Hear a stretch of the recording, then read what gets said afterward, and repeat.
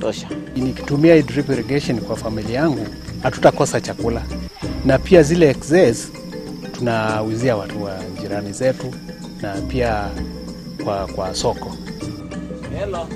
Walking across the Magoots farm, one would find baby corns, French beans, snow peas, sugar snaps, tomatoes, spinach and sukuma wiki at different stages of growth.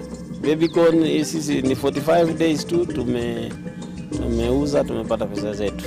Na gharama ya kuitumikia ni chini sana kwa sababu tunaitoa, haihitaji kuvuna, haihitaji kukongoa, haihitaji lori ya kupeleka cereal alafu uongoje, hapana.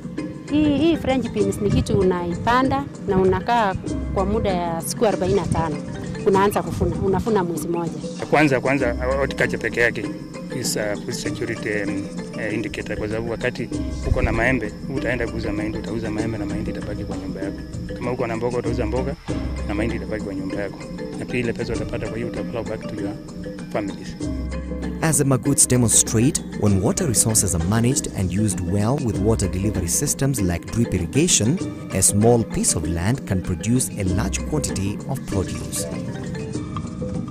With a ready market and good planning, the farming of horticulture crops provides a good source of income, especially for the youth. Kwa vijana ambao hawana kazi, mimi sidhani kama kuna kazi. Wakiingilia mradi kama huu, ni ile tu wajitokeze na waonyeshe ile ari ya kufanya kazi. Wakijitokeza na wanini wanaweza jiajiri hao wenyewe kwa sababu mapato iko hapa hivi. Kama mama, siwezi lala njaa. Sasa hizi nimepanda hizi vitu, niko na sukuma, niko na variety yote ya chakula. Mtoto wangu ataenda shule, atakula. Ule mwenye nitamwandika kwa hii shamba kwake watakula. Majirani pia watakula na mimi hapa. So wamama sana, hii ni kazi ya wamama kwa sababu sana wamama wako nyumbani. Na hii ni kazi yenye unafanya kwa shamba yako. Hata ukiwa na point moja na ukuwe na hizi vitu kwa shamba, hakuna njaa kwako, hamna njaa kabisa. Bidii ndio jambo la muhimu.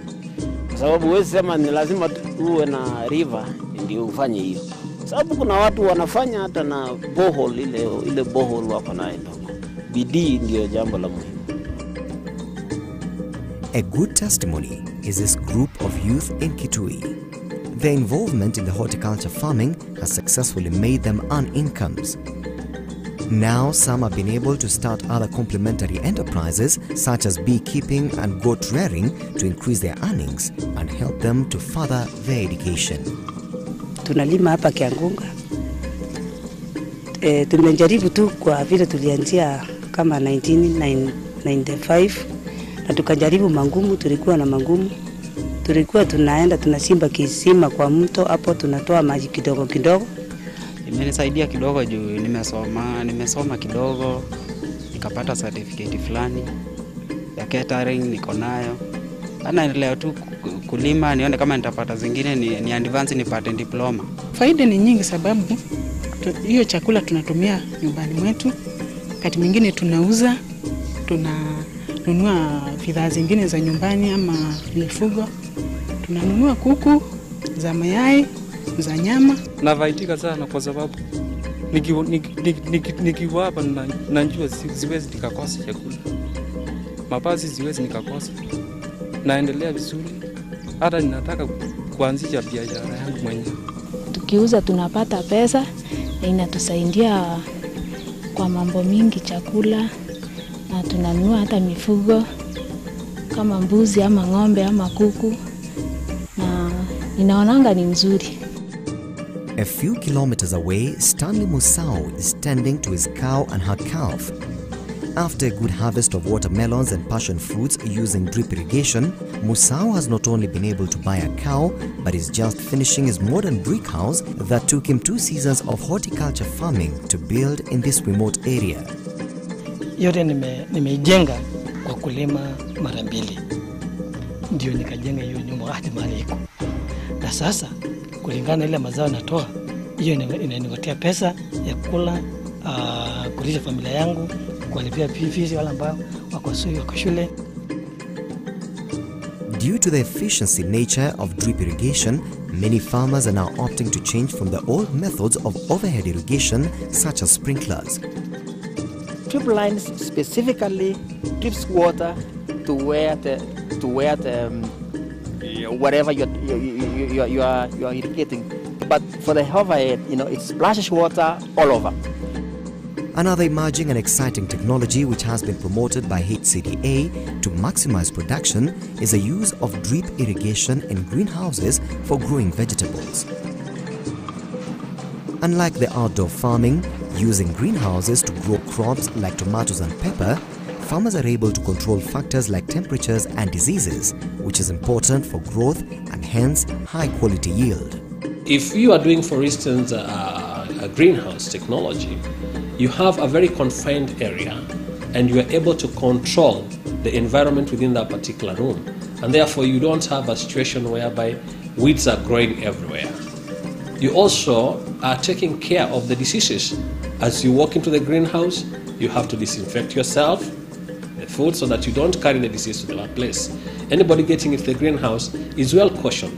The greenhouse technology, you minimize the use of agrochemicals, because the plants are screened from the natural environment, so that the environment inside there is controlled, and the environment there may not be very conducive for disease to develop, and again prevents insects from going into the greenhouse directly.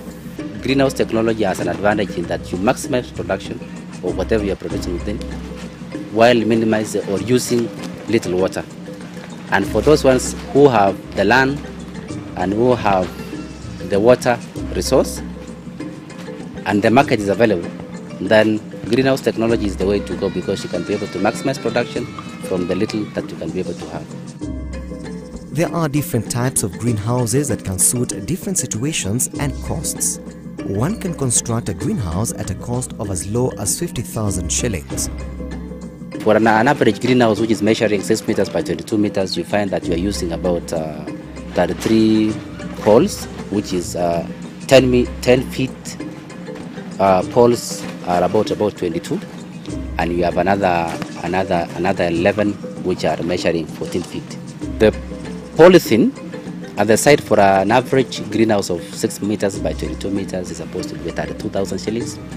And then you have the screen which is put at the side so that it can be able to facilitate ventilation within the greenhouse. Farmers in most areas we visited have constructed one big greenhouse, while others have upscaled their operation to hold 20 structures. A greenhouse which measures 6 meters by 22 meters normally carries over 800 tomato plants. The yield potential for greenhouses is quite remarkable, because a farmer gets a harvest of between 10 and 15 kilos of tomatoes from each plant over a harvesting period of 6 months. The production per unit, by area, maybe like this greenhouse, these are 104 meters. This is 104 meters. We normally harvest about between 750 to 1,000 kilograms per week. For supermarkets, price is about 50 or above, but they are fixed price. And the open market is between 30 and 50 Kenya shillings.